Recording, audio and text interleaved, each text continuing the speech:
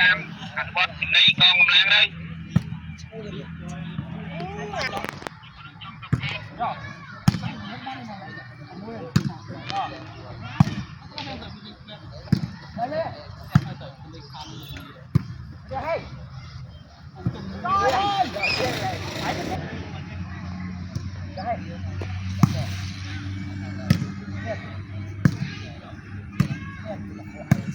Gì ô à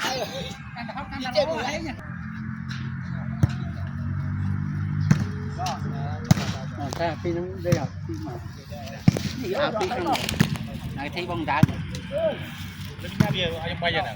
dạ Bán thì nó bay trăm vậy. Để dùng cái hồ. Bên chanh nhá.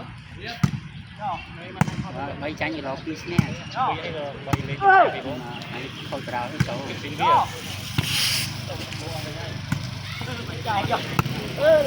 Xin bia. ngược thế ba đó này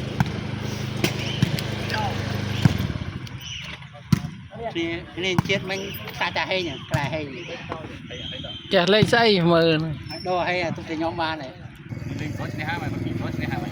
Đó. Này ha này. Mày. tôi chinh Rồi. Cái nào nâng nó có bắt tiền lên xóm đó. cả muốn cắm gió lỗ này Có khăn đi chủ. nó xóa những hột thơi hột trương buôn đừng có trong đã trương đạo hột trương buôn hột đó này vâng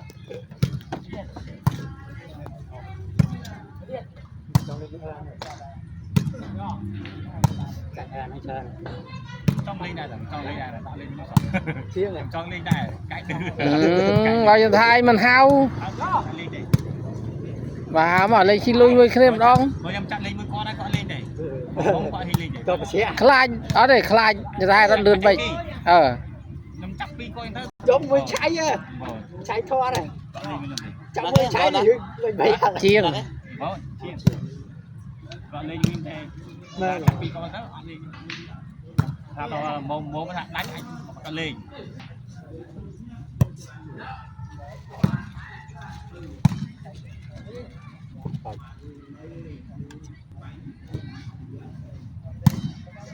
chờ đạm ăn mơn pram con nè làm bón này ồ cho bà rồi hiện bọ hai cho nó chạy nó cho chạy nó chạy về thèm con mà đừng nhưng mà tốc chạy vào đây tập cái lên hiên này thèm con cái hiên đây này tiền lý vậy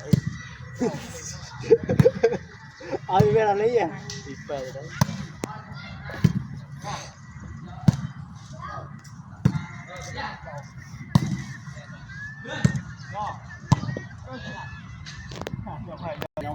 thôi tránh đi càng ấy đâu ná về tham mùi smá nữa mấy mùi vậy tham với tham mùi smá lâu mục rồi đây ba chương châu mỏng lấy bay mục là châu à đó ở thà về trái về tham mùi smá được thai vậy lấy mùi smá quá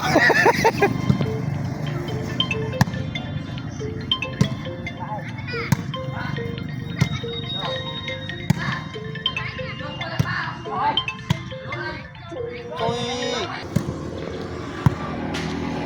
bị